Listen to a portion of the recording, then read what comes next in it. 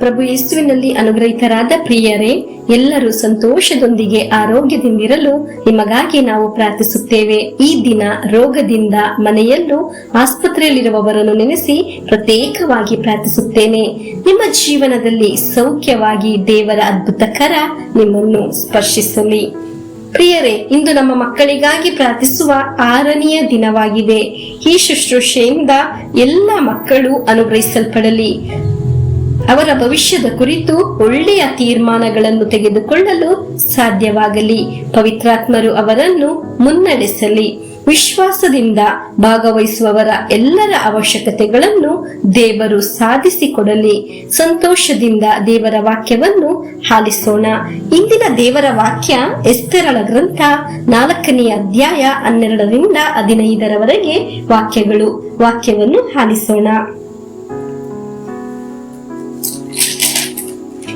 ಮರಣ ಭಯದಿಂದ ಕಂಗೆಟ್ಟ ರಾಣಿ ಎಸ್ತೇರಳು ಸರ್ವೇಶ್ವರನ ಆಶ್ರಯವನ್ನು ಕೋರಿದಳು. ತನ್ನ ಆಡಂಬರದ ಉಡುಗೆ ತೊಡುಗೆಗಳನ್ನು ತೆಗೆದಿಟ್ಟುಕೊಂಡಳು. ಅಮೂಲ್ಯ ಸುಗಂಧ ದ್ರವ್ಯಗಳ ಬದಲು ಧೂಳನ್ನು ಬೂದಿಯನ್ನು ತಲೆಗೆ ಹಚ್ಚಿಕೊಂಡಳು. ಕಠಿಣವಾದ ದೇಹ ದಂಡನೆಯಿಂದ ಕುಗ್ಗಿ ಹೋದಳು. ಗೆಲುವಿನ ವಸ್ತ್ರಾಭರಣಗಳನ್ನು ಬದಿಗಿಟ್ಟು ಶೋಕತೃಪ್ತಳಾಗಿ ಕೂದಲನ್ನು ಬಿಟ್ಟುಕೊಂಡಳು. ಇಸ್ರಾಯೇಲ ದೇವರಾದ ಸರ್ವೇಶ್ವರನಿಗೆ ಪ್ರಾರ್ಥನೆ ಮಾಡುತ್ತಾ ಈ ಪರಿ ಮೊರೆಯಿಟ್ಟಳು. ನನ್ನ ಸರ್ವೇಶ್ವರ ಅರಸನೇ, ತಾವೊಬ್ಬರೇ ದೇವರು, ಒಬ್ಬಂಟಿಗಳು ನಾನು. ತಾವೇ ನನಗೆ ನೆರವು. ನನ್ನ ಪ್ರಾಣಕ್ಕೆ ಗಂಡಾಂತರ ಬಂದಿಹ ಈ ವೇಳೆಯಲ್ಲಿ ತಮ್ಮನ್ನಲ್ಲದೆ ಯಾರನ್ನು ಆಶ್ರಯಿಸಲಿ.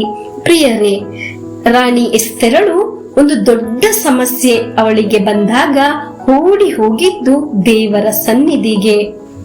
ಎಸ್ತೇರಳು ಮಾಡಿದ ಕಾರ್ಯವನ್ನು ಸಾಧಾರಣ ಜನರಾದ ನಾವು ಸಹ ಮಾಡುವುದಿಲ್ಲ. ಈ ಅಧ್ಯಾಯದಲ್ಲಿ ಎಸ್ತೇರಳು ತ್ಯಾಗದೊಂದಿಗೆ ಪ್ರಾರ್ಥನೆ ಮಾಡಿದ್ದು ನಾವು ಆಲಿಸಿದ್ದೆವು. ಹೀಗೆ ಪ್ರಾರ್ಥಿಸಿದ ಎಸ್ತೇರಳ ಮೇಲೆ ಬಂದಿದ್ದು ಒಂದು ದೇವರ ಅನುಗ್ರಹವಾಗಿದೆ. ಅದಾಗಿದೆ 4ನೇ ಅಧ್ಯಾಯ 2ನೇ ಭಾಗದಲ್ಲಿ 1 ಮತ್ತು 12ನೇ ವಾಕ್ಯದಲ್ಲಿ ಬರೆದಿದೆ. ವಾಕ್ಯವನ್ನು ಆಲಿಸೋಣ. ಎಸ್ತೇರಳು 3 ದಿನಗಳ ಪ್ರಾರ್ಥನೆಯನ್ನು ಮುಗಿಸಿದ ನಂತರ ತಾನು ಹುಟ್ಟಿದ ಶೋಕಾವಸ್ತ್ರಗಳನ್ನು ತೆಗೆದುಹಾಕಿ ವೈಭವದ ವಸ್ತ್ರಾಭರಣಗಳನ್ನು ತೊಟ್ಟುಕೊಂಡಳು.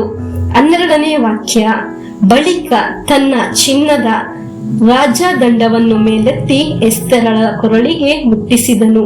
ಅವಳನ್ನು ಆಲಂಗಿಸಿ ಮುತ್ತಿಟ್ಟು, ವಿಷಯವೇನು ಹೇಳು ಎಂದನು. ಪ್ರಿಯರೇ, ಹೀಗೆ ಪ್ರಾರ್ಥಿಸಿದ ಎಸ್ತೇರಳು ಅವಳ ಮುಂದೆ ರಾಜನು ಚಿನ್ನದ ರಾಜದಂಡವನ್ನು ಮೇಲೆತ್ತಿದನು. ಪ್ರಿಯರೇ, ನಮ್ಮ ಜೀವನದಲ್ಲಿ ನಾಳೆಗಳಲ್ಲಿ ಈ ತರ ಮೇಲೆತ್ತುವ ಅನುಗ್ರಹಗಳಿವೆ. ದೇವರು ನಮ್ಮನ್ನು ಅನುಗ್ರಹಿಸುತ್ತಾರೆ, ಅಭಿಷೇಕಿಸುತ್ತಾರೆ. ಪ್ರಾರ್ಥಿಸುವ ನಮ್ಮನ್ನು, ನಮ್ಮ ಕುಟುಂಬವನ್ನು ಅನುಗ್ರಹಿಸುವ, ಅದನ್ನು ಮುಟ್ಟುವ ಅನುಭವ ಉಂಟಾಗುತ್ತದೆ. ಇಂದು ದುಃಖದಲ್ಲಿ, ಸಂಕಟದಲ್ಲಿ ಕುಳಿತಿರುವವರ ನೀವು ದೇವರು ನಿಮ್ಮ ಮೇಲೆ ಕೊಡುವ ಅನುಗ್ರಹಗಳನ್ನು ನೋಡುವುದು ಮಾತ್ರವಲ್ಲ, ಅನುಭವಿಸಲು ನಾಳೆಗಳಲ್ಲಿ ನಿಮಗೆ ಸಾಧ್ಯವಾಗುತ್ತದೆ.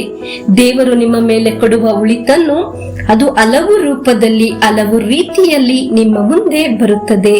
ಎಸ್ತೇರಳ ಮುಂದೆ ಚಿನ್ನದ ರಾಜದಂಡವನ್ನು ಮೇಲೆತ್ತಿದ, ಅದು ಅವಳ ಕೊರಳಿಗೆ ಮುಟ್ಟಿತು. ಪ್ರಿಯರೇ, ನಿಮ್ಮ ಹತ್ತಿರ ಬರುವ, ನೀವು ಅನುಭವಿಸಲು ಸಾಧ್ಯವಾಗುವ ಉಳಿತು ಅನುಗ್ರಹ ನಿಮ್ಮ ಹತ್ತಿರ ಬರುತ್ತಾ ಇದೆ. ಸಾವಿನಷ್ಟು ಘೋರವಿದ್ದ ಸಮಸ್ಯೆಯಿಂದ ಆಗಿದ್ದಳು ಎಸ್ತೇರಳು. ಆದರೆ ಆಮೇಲೆ ಅದ್ಭುತಕರವಾದ ಸಮಾಧಾನ, ಸಂತೋಷ ಉಂಟಾಗಿದ್ದು. ಪ್ರಿಯರೇ, ಇಂದಿನ ಈ ಹೀನ ಸ್ಥಿತಿಯಲ್ಲಿ ನಿಮಗೆ ಪ್ರಾರ್ಥಿಸಲು ಸಾಧ್ಯವಾದರೆ ನಾಳೆಗಳಲ್ಲಿ ನೀವು ಹೇಳುವ ಒಂದು ಸಾಕ್ಷಿ ಉಂಟಾಗುತ್ತದೆ. ಹಾಲೆಲೂಯ. ನಮಗೆ ಪ್ರಾರ್ಥಿಸೋಣ. ಪ್ರಭುವೇ, ಇಂದು ನಿಮ್ಮ ವಾಕ್ಯ ಎಸ್ತೇರಳ ಗ್ರಂಥದಿಂದ ಆಲಿಸಿದ್ದು ಅದನ್ನು ನಾವು ವಿಶ್ವಾಸದಿಂದ ಸ್ವೀಕರಿಸಿದ್ದೇವೆ. ಪ್ರಿಯರೇ, ನಿಮ್ಮ ಟೆನ್ಷನ್ ಏನಾಗಿದೆ? ಯಾವುದರ ಬಗ್ಗೆ ನೀವು ಕುರಿತು ಯೋಚಿಸುತ್ತಿರುವುದು? ನಿಮ್ಮ ಮಕ್ಕಳ ಬಗೆಯ, ಕೆಲಸದ ಬಗೆಯ, ರೋಗವನ್ನು ನೆನೆಸಿಯ, ಸಾಲವನ್ನು ಯೋಚಿಸಿಯ? ಯಾವುದರ ಬಗ್ಗೆ ನೀವು ಯೋಚಿಸುತ್ತಿರುವುದು?